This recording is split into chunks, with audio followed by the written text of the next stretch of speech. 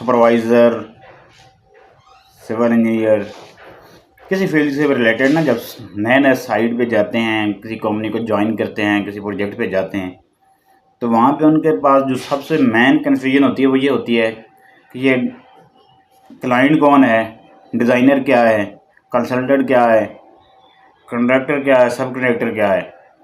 तो उनके हवाले से आज की मेरी वीडियो है।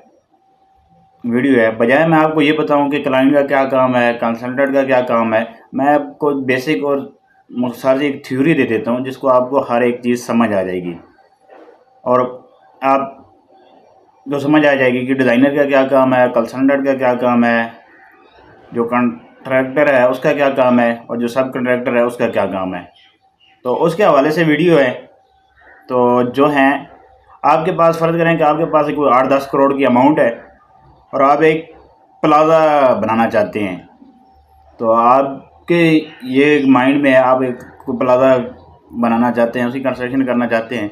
तो सबसे पहले आप एक डिज़ाइनर के पास जाएंगे, आपने उसको इन्वेस्टमेंट बताएंगे, उस आपको जो आपके पास पैसे हैं, सेविंग है, उससे जो एक उसके एक हिसाब लगाएगा और उसके हिसाब से एक डिज़ाइन तैयार करेगा कि इतने पैसों में, इतनी कैश में ये प्लाज़ा खड़ा हो सकता है। अब जिसने वो डिज़ाइन किया वो हो गया डिज़ाइनर, जिसने आपको ये डिज़ाइन करके दिया है कि ये इतना मंजिला प्लाज़ा इतने पैसों में खड़ा हो सकता है, इसमें ये काम हो सकते हैं और इतने इन्वेस्टमेंट में ये काम हो सकता है। तो वो हो गया डिज़ाइनर।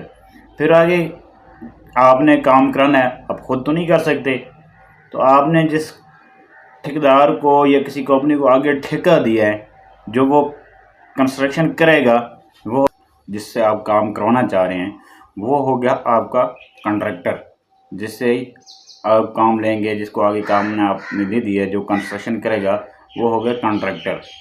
ठीक है। अब कॉन्ट्रैक्टर के साथ जो है वो एक आपका जो काम है, जो स्टैंडर्ड दिया है डिज़ाइनर ने, उस स्टैंडर्ड पे काम को चेक एंड बैलेंस करने के लिए कॉन्ट्रैक्टर के ऊपर जो बंदा हायर करेगा क्लाइंट, वो होगी कंसल्टेंट।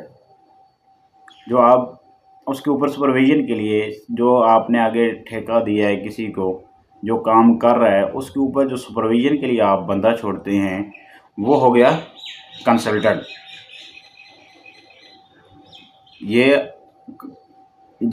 उसको स्टैंडर्ड के लेवल के हिसाब से काम करवाएगा। जो एक डिज़ाइनर ने एक स्टैंडर्ड के हिसाब से काम करवाना चाह रहे हैं आप, उस स्टैंडर्ड को वो देखेगा और उस मटेरियल को देखेगा कि कहीं कोई मटेरियल लो क्वालिटी का ना यूज़ हो, बाकी जो भी ओवरऑल प्रोजेक्ट की चीज़ें हैं जो वो देखता है, तो इसको कहते हैं कंसल्टेंट। उसके बाद आते हैं सब कॉन्ट्रैक्टर।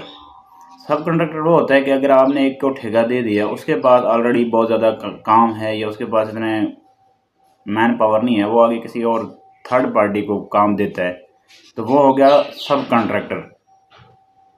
अब जिसने दिया है, जो करवा रहा है वो क्लाइंट है, जो आगे कर रहा है वो कॉन्ट्रैक्टर है, जिसने उससे आगे कोई काम का कुछ हिस्सा करने के लिए, वक्त को बचाने के लिए आगे किसी को काम दे दिया है, तो वो क्या हो गया, सब कॉन्ट्रैक्टर। तो ये चीज़ें आपको अब समझ आ गई होंगी कि डिज़ाइनर क्या है, क्लाइंट क्या है, कॉन्ट्रैक्टर क्या है, सब कॉन्ट्रैक्टर क्या है। तो मज़ीद भी आपके माइंड में कोई किसी तरह का सवाल हो